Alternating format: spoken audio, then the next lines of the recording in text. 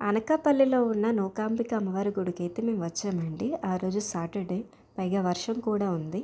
అందుకని చెప్పి మేము కొంచెం వెళ్ళడమే లేట్ అయింది. 11కి అమ్మవారి గుడికైతే వచ్చేసాం. ఇదేనండి అమ్మవారి గుడి ఎంట్రన్స్.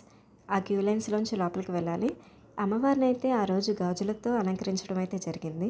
క్యూ లైన్స్ అన్నీ కూడా చాలా ఖాళీగానే ఉన్నాయి. ఆ రోజు వర్షం కారణంగా ఎవరైతే లేదు. అమ్మవారి గుడిలో పంతులైతే నాకు గాజులు పువ్వు అయితే ఇచ్చారు.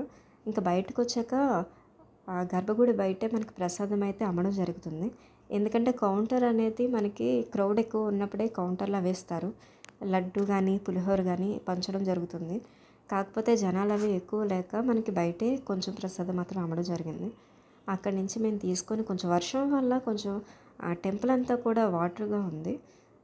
ఇంకా పిల్లలైతే జారిపోతారని చెప్పేసి మేమే అయితే ఇంకా ఎత్తుకొని వెళ్ళాం. అమ్మవారి గుడి లోపలే మనకి పోతురాజస్వామి టెంపుల్ కూడా ఉంటుంది. చాలా చిన్న ఇదేనండి పోతురాజస్వామి దేవాలయం. చూడ్డానికైతే చాలా చిన్నగా ఉంటుంది. ఇదైతే ఆలయం లోపలే ఉంటుంది. అమ్మవారిని దర్శనం చేసుకున్నాక పోతురాజస్వామిని కూడా మనం దర్శనం అయితే చేసుకోవాలి. ఇంకా అక్కడైతే పిల్లలు జారుతారని భయమేసి మేమే ఇంకా ఎత్తుకొనే వచ్చాం. ఇంకా మేము 11 లోపే దర్శనం అయితే చేసుకున్నాం. 11:30 లోపే మొత్తం అంతా అయిపోయింది.